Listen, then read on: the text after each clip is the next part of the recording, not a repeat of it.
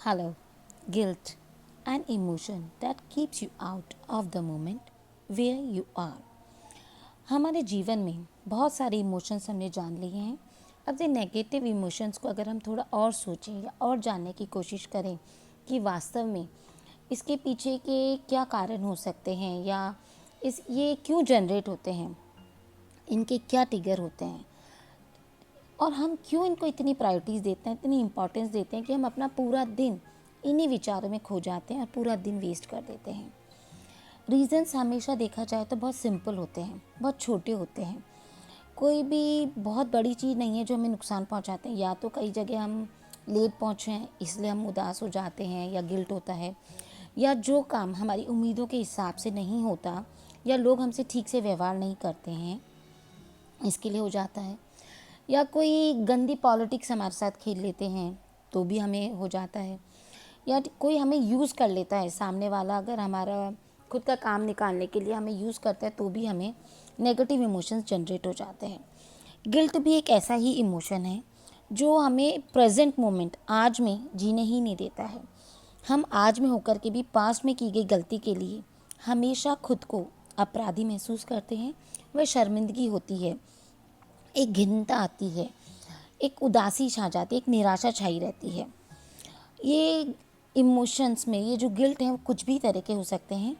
या तो हम हमारी वजह से या हमारी वजह से किसी का नुकसान हुआ हो, या हमने किसी को चोट पहुंचाई हो, या हमारे रीज़न से किसी की नौकरी चली गई हो या उसका नुकसान हुआ हो, किसी का दिल तोड़ दिया हो या उसका मन दुखाया हो, कोई नासमझी में हमने कोई चोरी करी हो, कोई लूटपाट कर दी हो, या अपने ऊपर कोई रिस्पॉन्सिबिलिटी थी, हमारे ऊपर कोई जिम्मेदारी थी वो हमने ठीक से नहीं निभाई हो, या हमने किसी अपने बड़ों का मान सम्मान नहीं किया हो, या जो हमारे एक्सपेक्टेशंस थे, जो लोगों को हमसे जो उम्मीदें थी हम वैसा रिजल्ट ना दे पाएँ।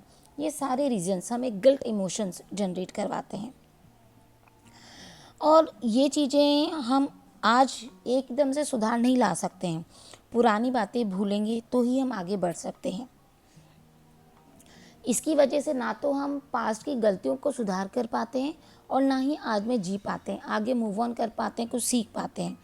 जीवन है तो गलतियां होंगी ही, उनसे सीखें, वे आगे बढ़ें। उनके पीछे अपना पूरा दिन या पूरा समय या पूरी एनर्जी हमें वेस्ट नहीं करनी है।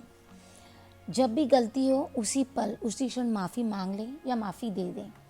और यहाँ बात किसी और से नहीं है, आपसे खुद से भी है, क्योंकि बहुत सारी उम्मीदें आपकी खुद से भी होती हैं। आपको खुद से अंदर भी गिल्ट होता है, क्योंकि कई बार आप कई चीज़ें तो लोगों के सामने बता पाते हैं, पर कुछ चीज़ें ऐसी होती हैं जो आपको ही पता है, आपको या आपके भगवान को या आपके साथी को ही पता है। तो ज़रूरी है, कई चीज़ें ऐसी हैं तो आप खुद से ही माफ़ी मांगें, खुद को भी माफ़ कर दें। तभी ये जीवन में हम मधुरता, खुशहालता और इस जीवन को मस्त इंजॉय कर सकेंगे और निरोगी काया का अनुभव करेंगे। वो कहते हैं ना, पहला सुख निरोगी काया। तो ज़रूरी है हम इन विचारों को ख़त्म करें और खुशहाली को इनवाइट करें। या यूँ कहूँ तो हम ऐसे बीज बोएं जिनका फल मीठा हो। हम ऐसे पॉजिटिविटी के सीड्स बोएं जो नेगेटिविटी को अपना आप काट दे, ख़त्म कर दे। और इसके लिए बहुत इजी टिप्स हैं। फर्स्ट, रोज़ सोने से पहले सबको माफ़ कर दें और माफ़ी मांग लें।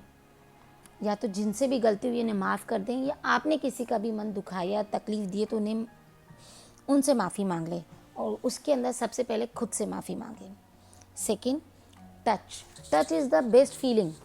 तो जब भी कभी कहीं आपको कोई लगता है कि कोई उदासी में है, दुख में है, गिल्ट में है, उसको अपने टच का एहसास दीजिए, उसे कॉन्फिडेंस दीजिए। इट्स हैपन, सबसे गलतियाँ होती है, बट इनसे हमें सीखना है और आगे बढ़ना है। वो हिम्मत, वो मजबूती उन्हें एक प्रोत्साहन देता है, एक मोटिवेशन देता है। Third is right. जब भी कभी कहीं आपसे गलती होती है और आप एक्सप्रेस नहीं कर पाते हैं, उसको भूल नहीं पा रहे हैं, पूरे दिन रात आपके दिमाग में घूम रहा है, तो सिंपल सी चीज़ है, उसे पेपर पे नोट डाउन कर लीजिए। जब आप लिख देते हैं, लिख करके उसको हटा देते हैं या फाड़ देते हैं, फेंक देते हैं या गार्बेज कर देते हैं, वो इमोशंस भी आपके मन, दिल और दिमाग से हटने लग जाते हैं। तो ज़रूरी है इन नेगेटिव इमोशंस को जल्दी से जल्दी हम ख़त्म कर दें और पॉजिटिविटी के सीड्स हमारे जीवन में बोएं। Have a good day and enjoy your day.